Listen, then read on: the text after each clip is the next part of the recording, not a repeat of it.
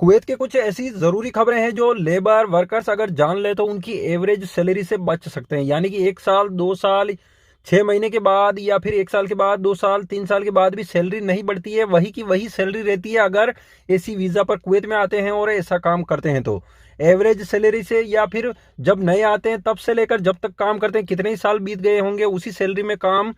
करना ना पड़े। तो ये न्यूज आखिर तक जरूर देखें। सबसे पहले तो लोग घर बार छोड़ के जब विदेश में काम करने के लिए आते हैं तो उनको पता रहता है कि ज्यादा पैसे कमाई होंगे, हर महीने ज्यादा सैलरी मिलेगी, अच्छे से काम मिलेगा और ज्यादा कमाई होगी। तो उसको लेकर कुछ बातें ध्यान रखना बहुत ही जरूरी है, जिसमें सबसे पहले तो जो भी लोग कुवैत में काम करते हैं उनको पता होगा कि इकामे के पैसे चुकाने पड़ते हैं। जो लोग खुद की मर्जी से इधर उधर काम करते हैं तो हो सकता है कि वो 1 साल का 1000 KD चुकाते हो या 1 साल का 1500 1200 KD ऐसे चुकाते हो, वो तो जरूरी है, चुकाना ही पड़ेगा। लेकिन उसके साथ ही सैलरी नहीं बढ़ेगी तो भी ये पैसा अगर 2 साल में 3 साल में फिर बढ़ाया जाता है वीजा इकामा रिन्यू करने का तो वो देना होगा। साथ ही खाना पीना लगातार हर साल कुवैत में महंगा होता जा रहा है। जैसे कि 10 साल पहले कितना था, अभी कुवैत में खाना पीना रहना कितना महंगा हो गया है, किराया कितना महंगा हो गया है। कुवैत में बैचलर की बिल्डिंगें लगातार खाली कराई जा रही है, जो फैमिलीज एरिया है वहां से, तो वो बिल्डिंगें,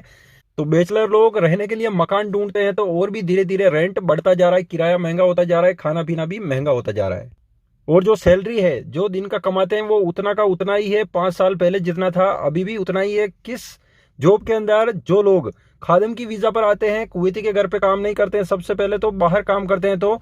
कुछ दिनों तक उस ठेकेदार के साथ काम किया, फिर नया काम ढूंढते हैं, उस ठेकेदार के साथ खत्म हो गया, दूसरे ठेकेदार के साथ ढूंढते हैं, कुछ दिनों तक किसी कंपनी में काम किया। बहुत सी कंपनियां खादिम के लोगों को काम पर रखती हैं,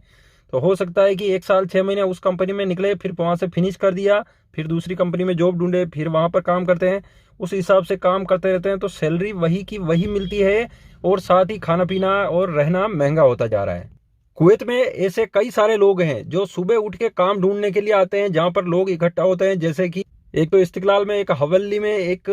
फरवानिया और फाहिल में, इसके साथ ही जली बलशुएक के अंदर